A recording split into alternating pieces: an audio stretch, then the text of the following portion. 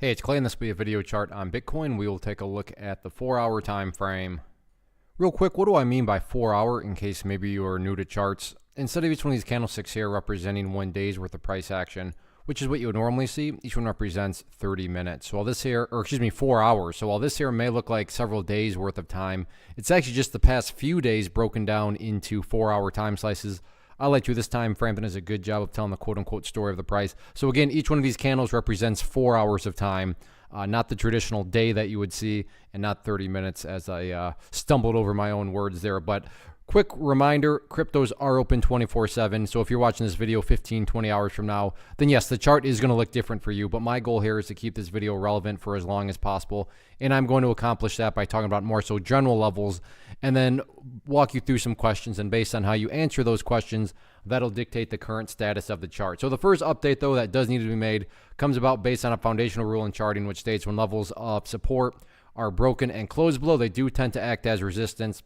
And that also brings about question number one. So let's just say you're watching this video 20 hours from now. Question number one becomes, well, where's the price at relative to 3680, which is now that newest area of resistance? If you are answering the question that the price is up above that area, well, then great. That implies that at least the price has worked its way back up to this general area of the chart, and that'd be a nice sign to see. Now, is that an absolute requirement? No, I'd be taking things a little bit too far if I said that, but it certainly would, make the chart look a little bit better to know that the price was able to work its way back into that range. Now, a little bit of common sense also comes into play if you're answering the question that, well, not only is the price up above 3680, but now it's all the way up here above 3800. That would tell you that not only has the price recovered from this little downwards move here, but the price has actually built that much more momentum and is now breaking out again. So like I said, a little gut instincts and common sense goes a long way here. But the starting point as far as the questions is concerned is definitely, where's the price at relative to 3680? And then, that'll kind of reveal itself in terms of if the price is above it.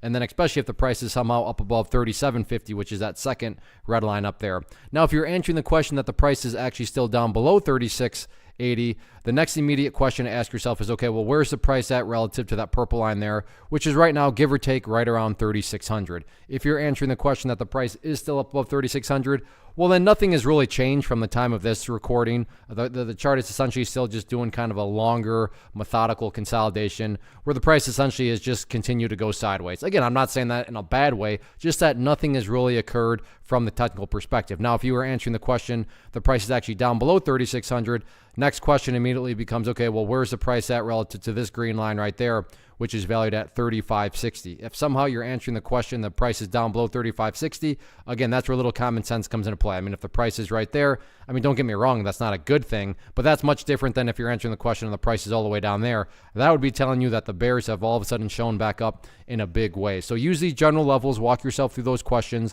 and that'll help keep this video and, the chart relevant for as long as possible until about 24 hours from now when I come back to get the chart updated. One of the biggest questions that I get is, hey Clay, how do you find the stocks that you trade? So what I've done is put together a free resource guide where I talk about the tools that I use to locate stocks that I find interesting and think may have potential. So if that sounds like something that could add value to you as a trader, then click on the image that is up on the screen right now and I will email you the guide. The guide itself is very short and to the point, and best part, it's completely free. Thanks for watching the video. Let me know if you have any questions.